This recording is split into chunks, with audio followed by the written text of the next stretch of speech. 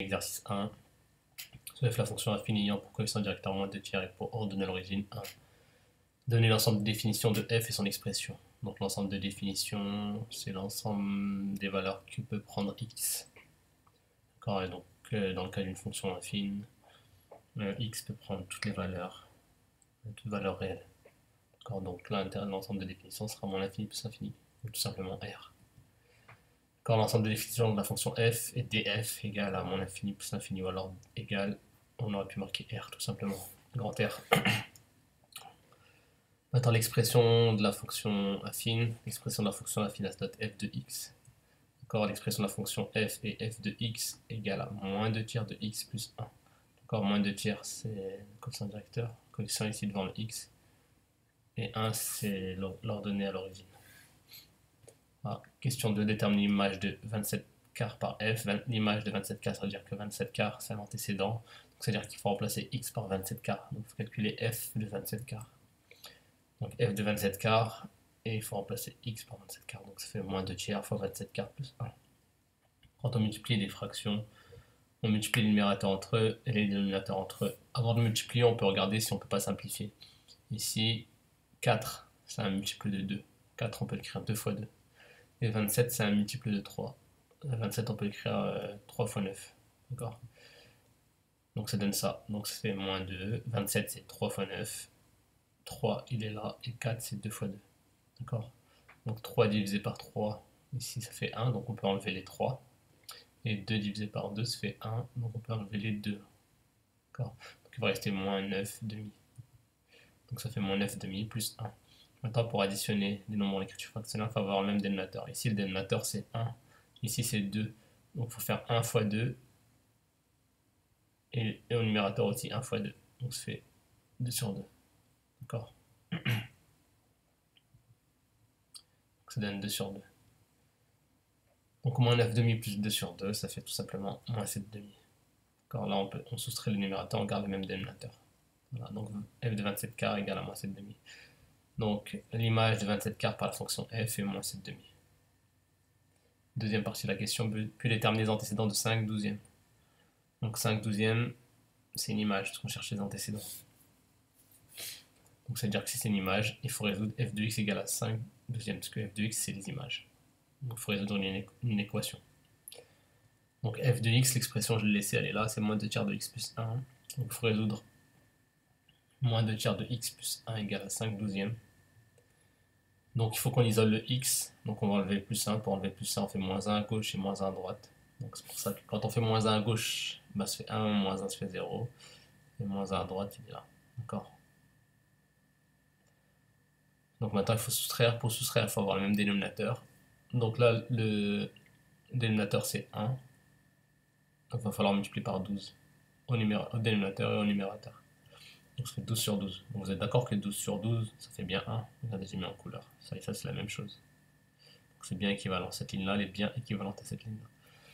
Donc 5 douzièmes moins 12 sur 12, ça fait moins 7 sur 12. Voilà. Maintenant, il faut diviser par moins 2 tiers. Il faut diviser à gauche par moins 2 tiers et à droite par moins 2 tiers. Or, diviser, c'est multiplier par l'inverse. Donc, au lieu de diviser par moins 2 tiers, je vais multiplier par moins 3 demi. D'accord. Au lieu d'écrire diviser par moins 2 tiers ici, j'écris multiplier par l'inverse. Et l'inverse, il faut inverser le numérateur et le dénominateur. Moins 3 demi. 3 sur moins 2 ou moins 3 sur 2, c'est la même chose. Donc maintenant, il faut multiplier. Pour multiplier des fractions, on n'a pas besoin d'avoir le même dénominateur.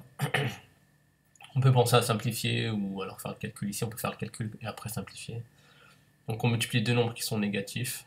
Quand on multiplie deux nombres qui sont négatifs, c'est un nombre positif. 7 fois 3, ça fait 21. 12 fois 2, ça fait 24. Voilà. Ensuite, 21 et 24, c'est des multiples de 3. 21, c'est 3 fois 7. Et 24, c'est 3 fois 8. Donc on peut simplifier par 3. Donc ça fait 7 huitièmes. Voilà. Donc en fait, il n'y a qu'un seul antécédent. Donc l'antécédent de 5 douzièmes par f est 7 huitièmes. À la fin du premier exercice. Deuxième exercice. On vous donne deux fonctions f et g définies sur R avec leurs expressions. C'est l'expression de f, c'est l'expression de g. Pour chacune de ces fonctions, montrez qu'elle est affine en donnant son coefficient directeur et son ordonnée à l'origine. Donc pour montrer qu'une fonction à la fin, il faut montrer que son expression est de la forme ax plus b. D'accord?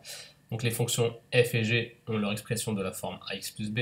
En effet, f de x, là je peux décomposer. C'est 2 cinquièmes de x moins 15 cinquièmes. Et moins 15 cinquièmes, ça fait moins 3. Et g de x, c'est la même chose. C'est moins 5x sur 6, moins 5 sixièmes de x, plus 24 sur 6. Plus 24 sur 6. D'accord? Je peux décomposer. Je peux passer de là à là. Comme je peux passer de là à là. Et nous, on décompose justement pour bien voir le ax plus b. Et 24 sur 6 fait 4. Donc là, on voit bien que cette expression-là, c'est bien la forme ax plus b. 2 cinquièmes de x plus moins 3. D'accord? C'est-à-dire que le a, c'est 2 cinquièmes, et le b, c'est moins 3. Et pour g de x, le a, c'est moins 5 sixièmes, et le b, c'est 4. Donc, vu que c'est de la forme ax plus b, les fonctions f et g sont bien des fonctions affines. Voilà, en deuxième partie de la question, on donne les coefficients directeurs, l'ordonnée à l'origine. Donc pour la fonction f, le coefficient directeur est 2 cinquièmes, et l'ordonnée à l'origine est moins 3. Et pour la fonction g, le coefficient directeur c'est moins 5 sixièmes, et l'ordonnée à l'origine c'est 4. D'accord? Le coefficient directeur c'est ce qu'il y a devant le x. D'accord? Ça représentera la pente de la droite. Donc là, on a une pente qui est positive, ça veut dire que la droite, quand on la trace, elle doit monter, donc la représentation graphique est strictement croissante. Là, vu que la pente elle est négative, le coefficient directeur est négatif, c'est-à-dire la pente elle est négative, c'est-à-dire que c'est une droite qui descend, donc la fonction est strictement décroissante. Donc étudier les variations de la fonction sur R. Donc c'est très simple, c'est ce que je viens de dire. Donc question B, pour la fonction f, le coefficient directeur est 2 cinquièmes. Or 2 cinquièmes c'est positif, donc la fonction f est strictement croissante sur R. Pour la fonction g, le coefficient directeur c'est moins 5 sixièmes. Or, moins 5 sixièmes c'est plus petit que 0, c'est négatif. Donc la fonction g est strictement décroissante sur R. Donc tracer sa courbe représentative dans un repère orthonormé. Je vais vous montrer avec un tableau de valeurs. Donc pour f de x, on fait le tableau de valeurs. Pour les valeurs de x ici, on en choisit deux, puisque pour tracer une droite, on a besoin de 2 points minimum. On choisit les valeurs de x, donc les deux valeurs faciles, donc 0 et 5. Pourquoi je choisis 5? Parce que regardez bien ici, 5 c'est le dénominateur. Donc si je multiplie par 5, je pourrais simplifier par 5. D'accord? C'est pour ça que j'ai choisi 5. Et ici, j'ai choisi 0 et 6. Parce que justement ici, au dénominateur, on a 6. Et si je multiplie par 6, je pourrais simplifier par 6. Regardez bien maintenant, une fois qu'on a choisi nos valeurs, vous aurez pu choisir n'importe quoi. Vous pouvez choisir 3, 4, mais vous allez obtenir une fraction ici. Moi, je ne vais pas obtenir de nombre en écriture fractionnaire. Donc, maintenant, il faut calculer les y. Donc, pour x égale 0, ici, on a y égale à 2 cinquièmes fois 0, moins 3. 2 cinquièmes fois 0, ça fait 0, et 0 moins 3, ça fait moins 3. Et regardez ici, pourquoi j'ai choisi 5? Parce que 2 cinquièmes fois 5, maintenant, je peux simplifier par 5. Parce que je peux d'abord faire entre la division qui est là et la multiplication, il n'y a pas de priorité. Donc je peux faire 5 divisé par 5 en premier, et laisser la multiplication. Et 5 divisé par 5, ça fait 1, et 2 fois 1, ça fait 2. Voilà, c'est pour ça que j'ai choisi 5, parce qu'on peut simplifier par 5. Et 2 moins 3, ça fait moins 1. Donc pour x égale 0 ici, moins 5 sixièmes fois 0, ça fait 0, plus 4, ça fait 4. Et là, c'est la même chose, pourquoi j'ai choisi 6? Parce que je peux simplifier. Et donc moins 5 sixièmes fois 6, ça fait moins 5. Et moins 5 plus 4, ça fait moins 1. Voilà, maintenant je peux placer dans mon tableau les valeurs. Moins 3, moins 1, 4, moins 1, ce que j'ai trouvé. Et maintenant je peux prendre ma représentation graphique et placer mes points. Donc quand je place mes points, le premier point 0, moins 3, 0, moins 3. Deuxième point 5, moins 1. 5 en abscisse, moins 1 en ordonnée. Ici vous pouvez rajouter x et là y. Et pour la deuxième représentation, comme ça on fait les deux dans le même repère. 0, 4. 0, 4. Vous avez vu, il y a une croix violette là. Et 6, moins 1. 6, moins 1. Voilà, une fois que j'ai les points, j'ai plus qu'à tracer la droite bleue ici pour la fonction f et la droite violette pour la fonction g. Voilà. Ça c'est df et ça c'est dg. Vous pouvez rajouter aussi df et là dg.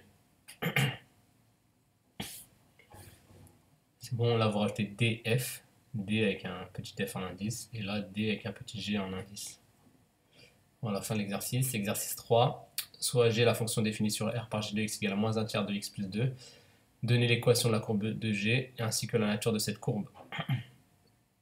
Ici, on voit bien que G est de la forme AX plus B. D'accord ? Vous pouvez le dire, moi je ne vais pas l'écrire ici. G de x est de la forme AX plus B. Donc c'est-à-dire que la fonction G, c'est une fonction affine. Et si c'est une fonction affine, la nature de sa courbe, c'est une droite. C'est écrit dans le cours. D'accord ? Toutes les fonctions affines, leur représentation graphique, c'est des droites. D'accord ? Donc l'équation de la courbe G est donnée par y égale à moins un tiers de x plus 2. Donc je vous rappelle que l'équation de la courbe, c'est y égale à g de x. Et g de x, c'est ça. Ensuite, la deuxième partie de la question, la fonction g est une fonction affine, parce que g de x est de la forme ax plus b, donc sa représentation graphique est une droite. Ensuite, question 2. Le point A, de coordonnées moins 18, moins 4, appartient-il à la courbe de G? Donc on vient d'expliquer que c'était une droite. Donc est-ce qu'il appartient à la droite? Pour voir s'il appartient à la droite, comme d'habitude, on va calculer G de moins 18. On va calculer l'image de moins 18 par la fonction G. Et si l'image de moins 18 c'est moins 4, ben c'est que le point A il appartient, sinon il n'appartient pas. Donc G de moins 18. On reprend l'expression, moins un tiers fois moins 18 plus 2. Quand on multiplie des fractions, on multiplie les numérateurs entre eux et les dénominateurs entre eux. Ici le dénominateur c'est 1. On multiplie deux nombres négatifs. Donc ça donne un nombre positif. 1 fois 18, 18. Et 3 fois 1, 3. Donc ça fait 18 sur 3. 18 sur 3, ça fait 6. Et 6 plus 2, ça fait 8. Donc qu'est-ce qu'on remarque? On remarque que l'image de moins 18 par la fonction g, c'est 8. C'est pas moins 4. Donc, or, 8, c'est pas égal à moins 4. Donc le point A n'appartient pas à la droite. Même question pour le point B maintenant. Donc on va calculer g de 5 demi. Donc g de 5 demi. Donc ça fait moins 1 tiers fois 5 demi plus 2. On multiplie des fractions entre un nombre négatif fois un nombre positif, ça fait un nombre négatif. 1 fois 5, 5, et 3 fois 2, 6. Maintenant, il faut additionner. Pour additionner, il faut avoir le même dénominateur. Ici, le dénominateur, c'est 1. Donc, on va multiplier par 6 le dénominateur et le numérateur. Donc, 6 fois 1, ça fait 6, et 6 fois 2, ça fait 12. Donc, vous voyez bien que ce nombre-là, 2 et 12 sur 6, c'est la même chose. 12 sur 6, c'est bien 2. Donc, on n'a rien changé. Maintenant, il faut additionner. Moins 5 plus 12, ça fait 7. Et on garde le même dénominateur, 7 sixièmes. Donc qu'est-ce qu'on remarque? On remarque que l'image de 5 demi par la fonction g, c'est 7 sixièmes. Donc on remarque que g de xb, quand on a calculé l'image de xb c'est 5 demi, ça donne 7 sixièmes. Donc le point B appartient à la droite.